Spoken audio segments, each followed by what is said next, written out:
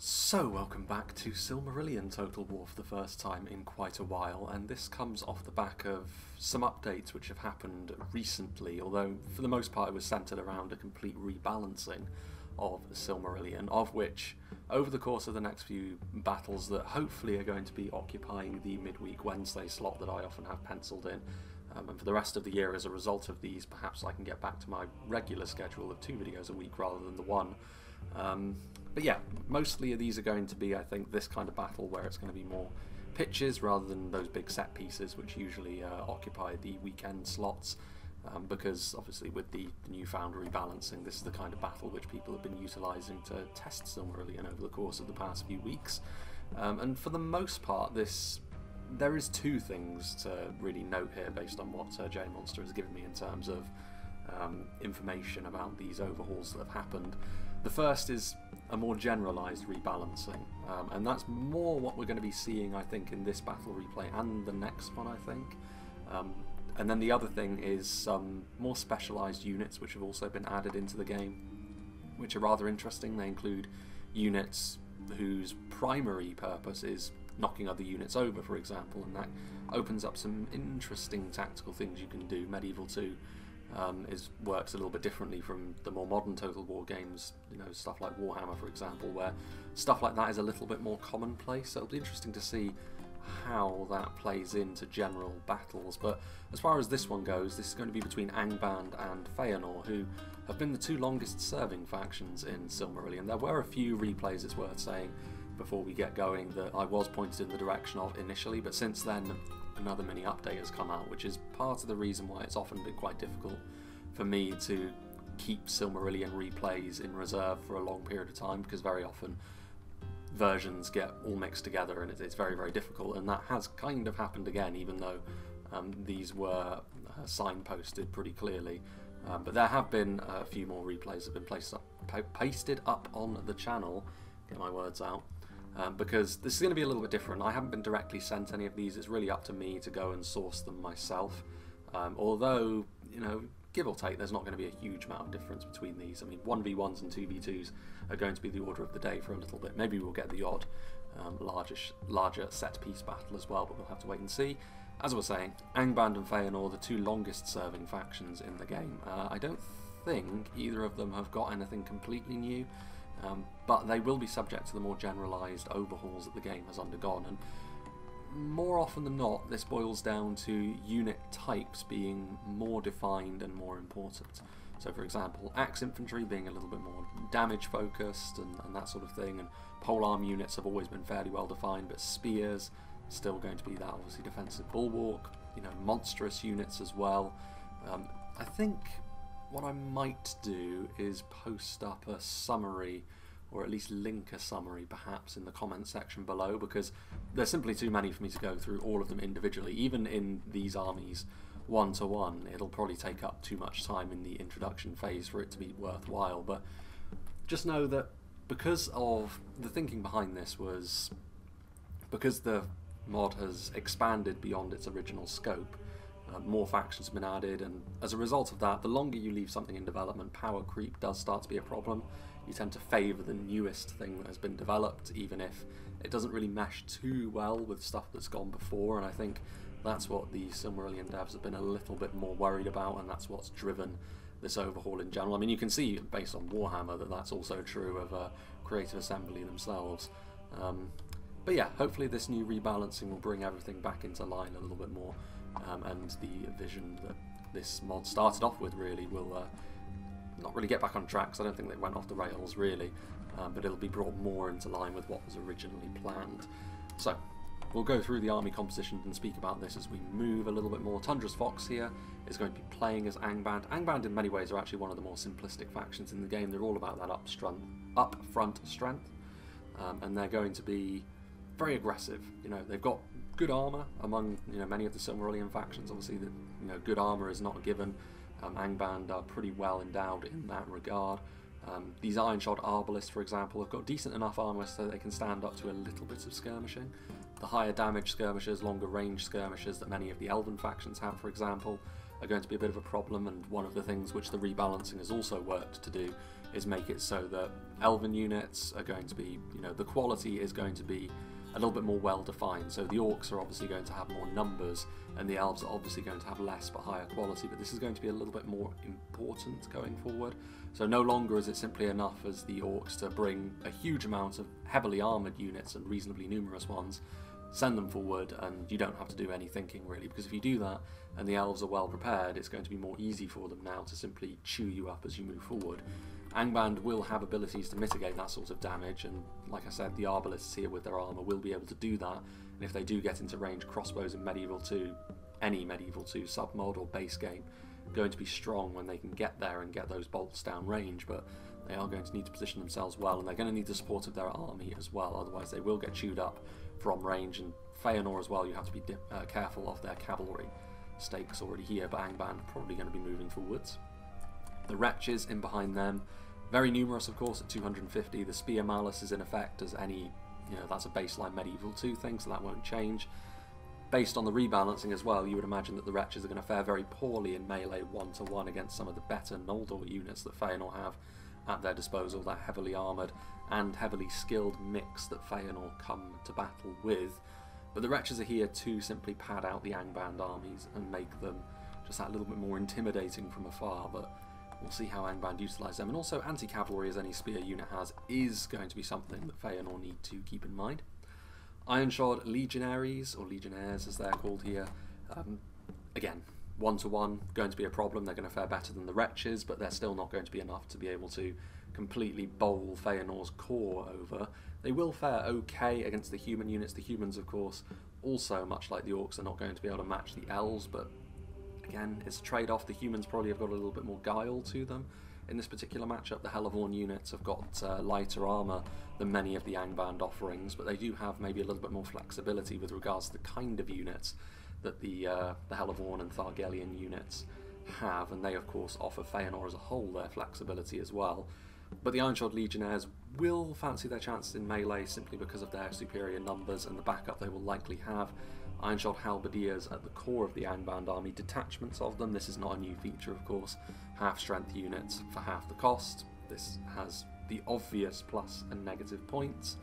The Halberdiers in general, though, are going to be very important, as they always have been for Angband. Polearm units, phalanx formation units are fewer and further between in Silmarillion, so the factions that do have them very often will try to make good use of them, and especially in this matchup, Feanor's armour is going to be a problem. Halberdiers, of course, do have that armour piercing, which can help mitigate that, but they do need to get into place first and foremost, and this is the kind of unit where those human auxiliary units across the field could prove to be a very useful unit with those javelins that they have. Tormentors of the Iron Crown, another detachment, another half-strength unit. This should be an interesting matchup. It will go to, well, we'll be able to see really what sort of quality difference is on display, because the Tormentors of the Iron Crown are by no means a weak unit. You can tell just from the really thick black iron armour that they wear that they're going to be tough customers, and when you add the maces in for the armour piercing damage as well, they can be a really efficient unit against the right kind of force, as any of this kind of unit can be. Big shields as well means they can absorb a fair amount of damage on the approach as well, but will they have the skill to be able to match up to some of Feanor's stronger mainline units? We'll have to wait and see. They should be an efficient kind of unit as long as Angband keep their formation together and stick to their plan, but we'll have to wait and see. Wretches of Angband also over here. Got some Ironshod Legionaries once more, with the Scourges of Gothmog in and amongst things. They're a more damage-focused unit, a dual wielder, those sort of red, almost smouldering daggers, tormenting their victims, but Feanor won't be too worried. I mean, just based on unit type, the human units will be concerned. We mentioned how, in terms of pure melee, Angband will fancy their chances against such units, but especially the Scourges of Gothmog. They won't need to worry about having too much armour piercing to do the damage they will want to do. If they can catch up to some of those javelins in particular, they could pave the way for Angband to really set themselves up in a big way. That's the sort of downside that Feanor's auxiliary human units have. More Ironshod Legionaries. The Valor Alcar, the Balrogs, otherwise known as, are a real tour de force in this game. Obviously, technically they count as elephants in the game file, so this means that each swing is going to be particularly devastating. They are Really, really nasty, but there are only technically 3 of them. It says 9, but that's because there are technically 3 models in the interior of these big guys, I think. Balaraukar are an interesting one, because with most big units like this, like not single entities, but most bigger targets like this in Medieval 2, if you get them bogged down in a whole load of infantry, they take a lot of damage very fast. So as much as they are scary, you kind of need to keep them moving. You need to be a little bit more mobile with them, perhaps, than the rest of the Angband army, but it can be a real problem if these guys start causing havoc in your backlines while the main numerous Angband infantry force moves forward. I don't think you're going to see a huge change in how these are used compared to how we've seen them in the past, but it will be interesting to see how they match up given the new mechanics in place. Wretches of Angband, more iron-shod legionaries, a huge amount of them in fact, and I think at the centre, yes indeed, we have the Bulldogs. If there is one unit of infantry that Angband have which anything from Feanor will be at least slightly concerned, if not very concerned, to go one-to-one with, it will be the Bulldogs, and this kind of quality, much like Mordor over in Reforged, you know, you have the numbers of all the orcs around them, but you have those individual snippets of quality, be it from big scary damage dealers like the Balaraukar or the really nice high-end all-round bodyguard units like the Bulldogs. These little motes of quality in and amongst the roster could prove to be a real difference maker. And then at the back, full strength units of the Tormentors of the Iron Crown in the final wave, so to speak, so hopefully they're going to be, from an Angband perspective, the ones to clean up what remains of Feanor as the battle enters its latter stages. You know, obviously we already mentioned their durability and armour piercing. If Feanor are on their last legs by then, it could prove to be a real hurdle for them to overcome, but very infantry focused as you would expect, with crossbow support, all about that upfront strength. We shall see if Alexios 22 has the gumption to resist Angband's advance. Front line of shield bearers of Hellvorn, interesting to see how they get on as well. I mean, they are spearmen after all, less numerous than the Ironshod legionaries. I think as long as they're the ones on the defence and they've got good support against the standard Angband units, they should be fine. But the problem will come in against stuff like the Scourges of Gothmog, the Balaraukar as well, as much as they are an elephant class unit. Spears do have bonuses against that kind of unit, but obviously the kind of damage that they dish out is going to be too much for a unit of basic spears. Bulldogs, all of the higher end Angband stuff is going to be, you know, too heavy duty really for the shield bearers to face on their own, but they are intended to be more of a support to the main elven force that Feanor have. And speaking of which, we have the footmen of Himring just in behind, standard elven line infantry unit, round shields, slender swords, only 123 of them, but as I said, the quality of the elves is going to be, I think, the most interesting thing to see in this battle, because obviously Feanor have got a significantly smaller force than Angband today. Generally in Medieval 2, you know, unless the quality differential is really significant, that can be a real problem, but the quality differential should be really significant today for the most part. Footmen of Himring should be fairly comfortable against most things in the Angband army. The Tormentors of the Iron Crown, Halberdiers if the formation is right, and the Bulldogs should be the only thing to give them pause. The Accursed of Alcolonde, their unique mechanic of course is the Relentless trait. Not so much completely unique, we've seen it before, but they don't get staggered essentially, so they will keep swinging their swords. There's not much in the Angband roster that will enjoy facing them one-to-one. In fact, really nothing other than the Bulldogs. And even the Balaraukar, it might be a little arguable depending on what sort of engagement that is. The Accursed of Alcolonde though, very damaging. The Angband armour might spare their blushes a little bit in that kind of straight up engagement, but we'll have to wait and see how they perform. We've got the Defenders of Aglon over here as well, slightly updated unit model. I mean, the unit models updates I think actually predate the recent mechanical overhauls for many of the factions, but this is the first time I think we're seeing this variant of the Defenders of Aglon. Looks a little more regal, a little more old style Middle-earth perhaps, which is nice to see. Standard heavy swordsman unit though, they don't have the Relentless trait, but everything else still applies to them as applies to the Accursed that we just mentioned. Then just in behind them we have the Otorn Mighty Mo. This is the bodyguard unit for Feanor, so the equivalent really of the Bulldogs across the way, and this is really where both of the factions actually have maybe a real similarity to them. Similar in terms of numbers. The Otorn, you would say, still are slightly the superior of the two, but probably the most similar that Angband and Feanor get to one another. Sword and board bodyguard units, there's only so much you can do to differentiate them really, other than just outright quality and numbers. But yeah, really nice as well. I like this unit model. It's sleek. And then in and amongst them we have the mounted company of Himring. We'll get onto the other unit in just a moment, but Javelin Cavalry, Feanor is, as a heavy cavalry faction, are very, very potent, and no mounted units for Angband today, so Feanor, if they can take good advantage of their cavalry, Medieval 2, we all know how devastating cavalry can be. Even cavalry that's not intended to be good off the charge because of the mass often can be, so the mounted company of Himring here could be really, really useful, brought perhaps to act as a deterrence to any wolf riders that may have been brought, but now that that's not the case, they can be utilised for their javelins, and then of course used as a bit of bludgeon late on as well, which everyone's going to need to chip in that regard given the numbers Angband roll with. The Roqueni Magloro are the strongest unit of singular cavalry that Feanor can bring, arguably the strongest unit of cavalry that Silmarillion has. I say arguably because Valinor of course would have something to say about that, but the Roqueni do have one thing in their favour, and that's the fact they have armour-piercing melee attacks. Again, more of a melee cavalry unit, nothing Angband have on horseback, however, would be a match for them. Interesting to see how they would get on if they managed to get a fairly beefy charge off into some exposed Valar Aukar.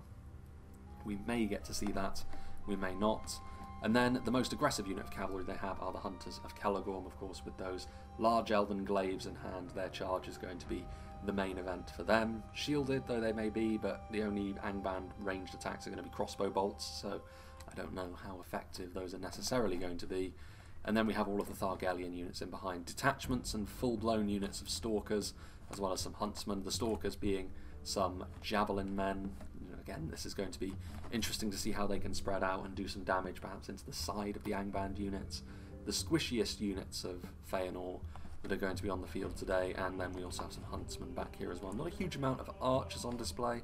Perhaps this is in expectation by Alexios that Angband would go very aggressive, so they need to meet that with their own sturdiness up front, and if you do that you have to make a bit of a decision really between going more in for your cavalry or more in for your range support, and with Feanor it makes a lot of sense to go in for that cavalry. So without further ado, a bit of an elongated intro there, but this is the first time we've visited Silmarillion in a while, so I think it was called for.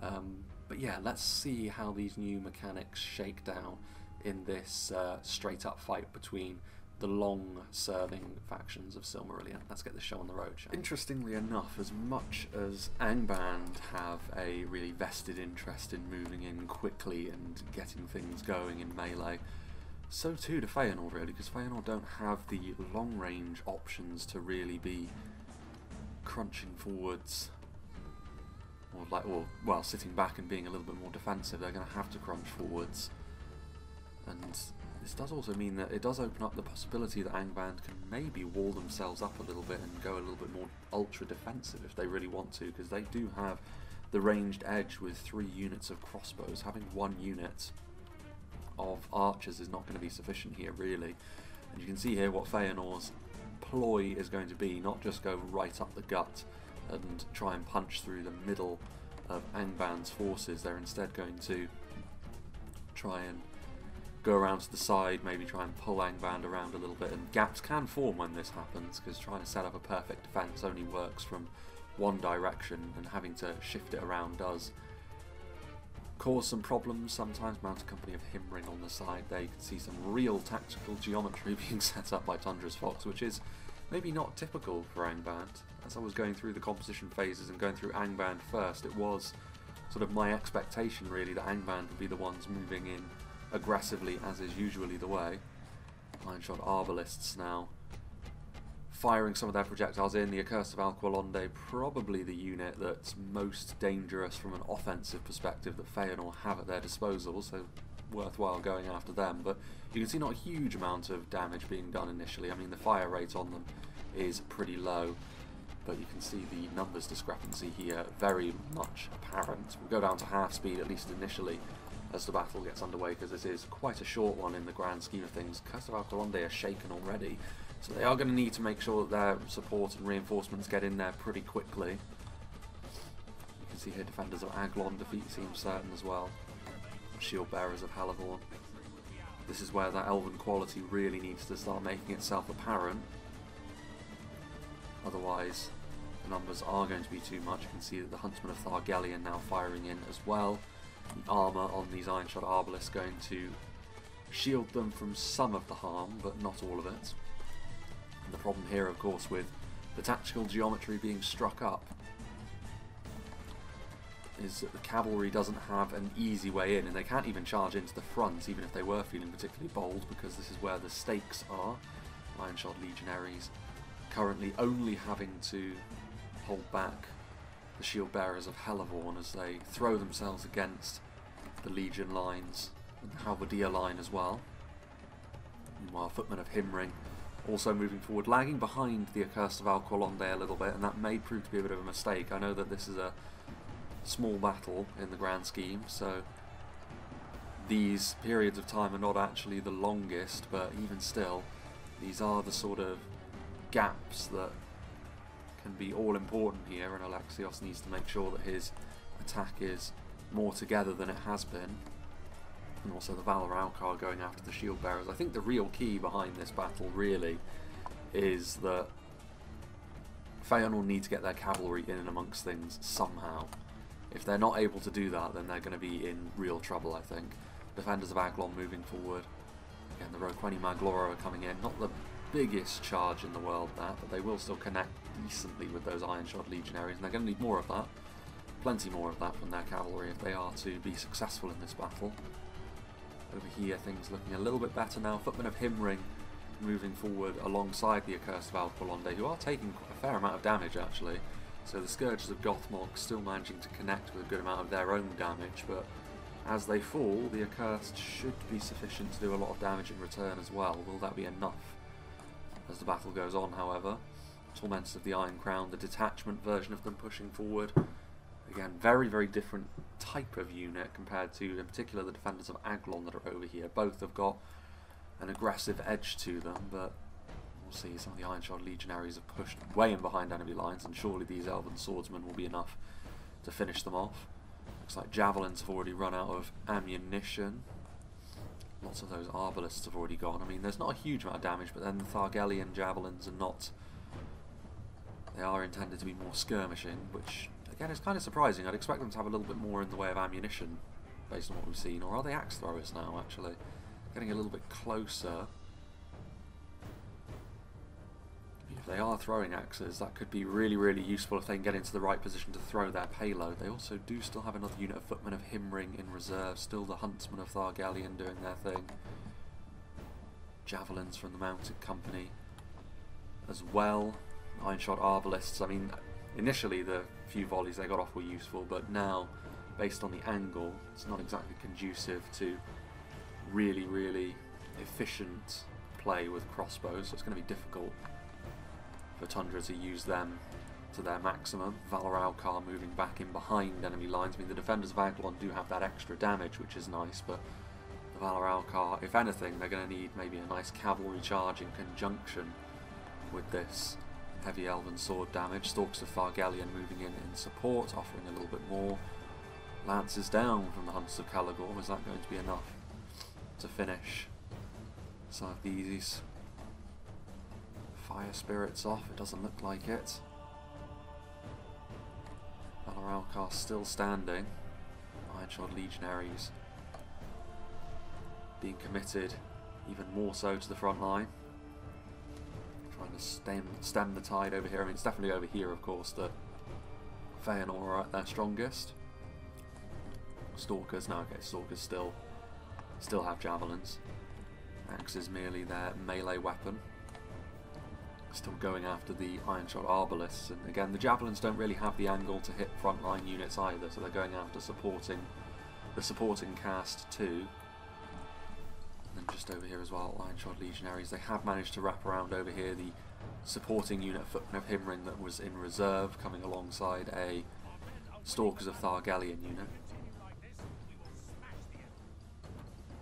Tormentors of the Iron Crown blocking, but the announcer still fancies the chances of Feanor, and the announcer can be misled really by high HP units, like many HP units like the Valor Alcar and numbers, so that could feed into things here.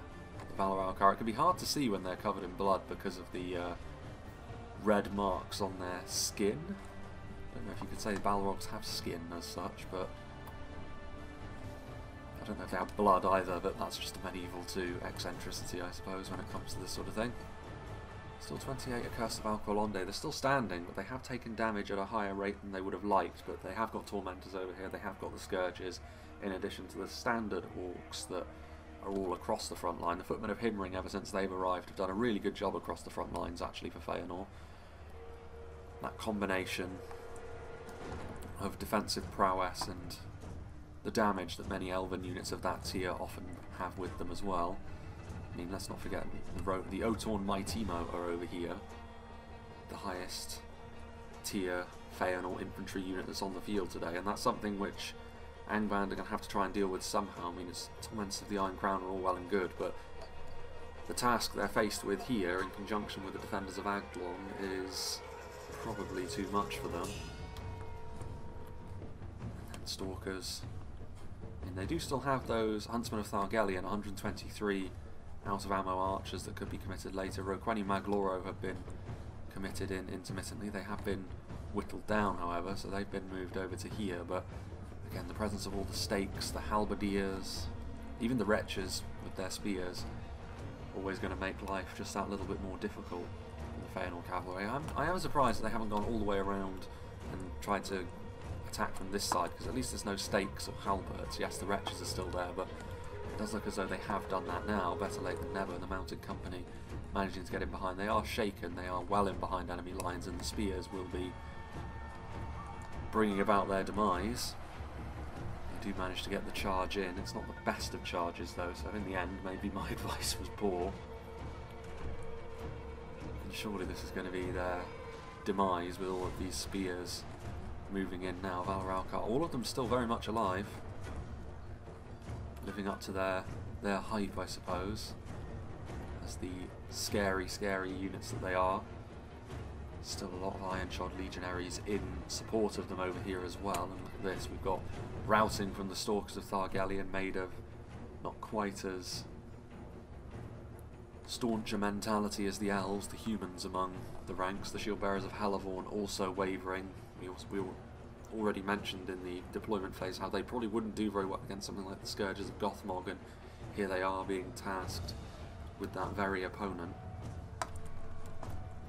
Still, javelins coming in here as well. Hunters of Caligorn, who have been huffing and puffing and trying to knock the Valoralcar down, but they haven't been able to do that, and maybe going after the infantry this whole time probably would have been something with more tangible returns than what they've seen from them already. The most aggressive unit of cavalry on the field that they have, trying to thread the needle here. On this front line is where Feanor are still at their most powerful. Roqueni's still in the distance over there. And then we have Footmen of Himring.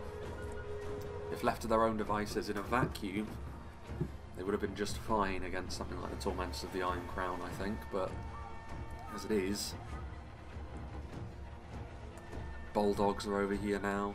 Their support is starting to evaporate. It's starting to look more and more like the announcer knows what he's talking about on this occasion, and Angband will have the minerals to carry themselves over the line. Huntsmen of Thargellion moving forward. This is the last infantry reinforcement that Feanor have. Spears in melee as well, relatively lightly armoured, not exactly a match winner. Stashed away in the back pocket. Another charge coming in, but again, another charge that's mostly clumsily bumping into the back of their own forces. I can understand what Alexios is trying to do here, but doubling down on this, trying to go after the Balrogs when they're not really available for a charge, probably not the right thing to do. Yeah, shield bearers of Halavorn are broken and fighting to the death now as well. I think we are very much starting to see the downslide now, and on the front line here as well. Too many of these engagements are going in favour of Angband, and Feanor don't have the tactical flexibility anymore to be able to affect enough of them to turn them around. Ironshod Halberdiers managing to hold back these shield bearers of Halavorn relatively easily with the assistance of the Ironshod Legionaries. The Bulldogs peeling themselves off that front line over there now they've done their work, and the Roqueni getting shot up by the Ironshod Arbalists, which has been their main choice of target, maybe as a sort of last resort here. Again, I feel like these Hunters of Caligorn could have made more of a difference than they have. I mean, it's all well and good going after the Arbalists now, but very clearly they've already done their damage. Going after them now is a bit like closing the stable door after the horses bolted. The Otorn, only 28 of them remaining as well. The numbers have proven to be too much on this occasion, so maybe it's not been the best example of the overhaul that the game has undergone, considering how this has gone, but we have seen a few examples, I think, of it in action. Mainly, I think, from the Footmen of Himring. They've quietly been an impressive kind of unit in this battle. Yeah, now the cavalry is completely stuck in the web of all the spears that they've had in reserve. The Wretches, actually, the use of the Wretches has also been very good by Tundra's Fox. He's used them as a trap, really, for any cavalry that has slipped the net. He's then just swarmed them with these low-tier spears and made it so the cavalry couldn't really get away. They haven't been used as fodder on the front line, initial fodder, because Feanor would rip through them anyway, and it gives them that unit in reserve as well. It gives them the panic button that they can push.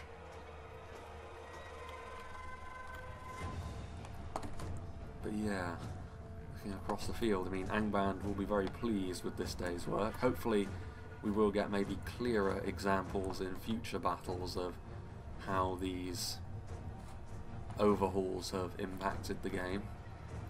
Because this one, I feel like this is a battle which, for the most part, would have worked out the same as the game was previously with its mechanics, but que sera. There's only so many that I have access to at this point because of the micro updates that have happened since the large overhaul. There's only about 4 or so. The next one will involve Nandun Gortheb and Assyriand, so it'll be interesting to see as well. 2 lighter factions, certainly, these 2 heavyweights in terms of what their battle focuses tend to be. Both of them very much focused around armour, heavier units, as a general rule, of course. Angband, that's more universal. Feanor, it is split between the human units and regular.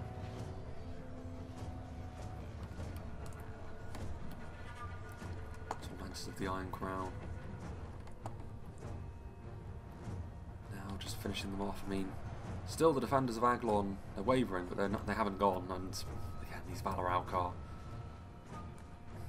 There is an element to this as well, which composition was a problem for Feanor. They brought simply the wrong units, I think.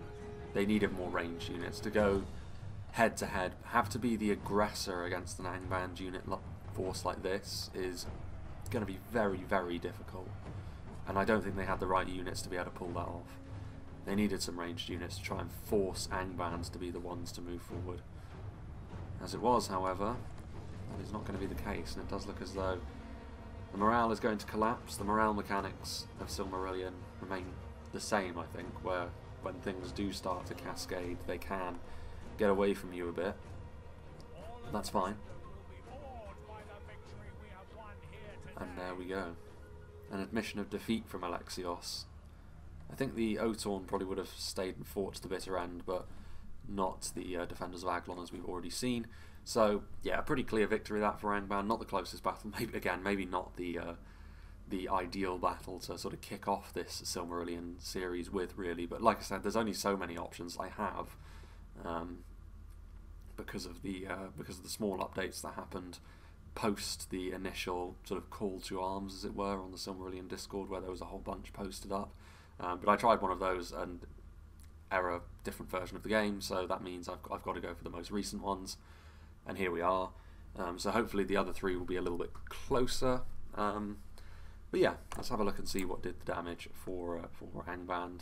So casualties inflicted. Yeah, the Valar Alcar, very, very difficult. Again, having to attack into them, it means that the Valar Alcar could basically pick and choose a good engagement for them, and for the most part they were going up against Shield Bearers of Halavorn for the majority of the battle. Not going to be able to deal the kind of damage to bring the Valar Alcar down with any sort of haste. Defenders of Aglon moved in and would have dealt more. The cavalry did connect a couple of times, but ultimately the Valar Alcar were just too clear, and the cavalry wasted a lot of its time trying to go after the Valar Alcar and bumping into their own units very clumsily. So as much as, you know, the match-up, and we didn't really get to see the newfound mechanics of the overhaul in its full glory, so to speak, part of it, I think, was the fact that the Feanor player was not really making the right calls on the field as it was happening. It happened very quick, of course. It's a very fast battle, but trying to hammer away at something that isn't working for too long is going to be a real problem, especially when you're starting to lose ground in the battle overall.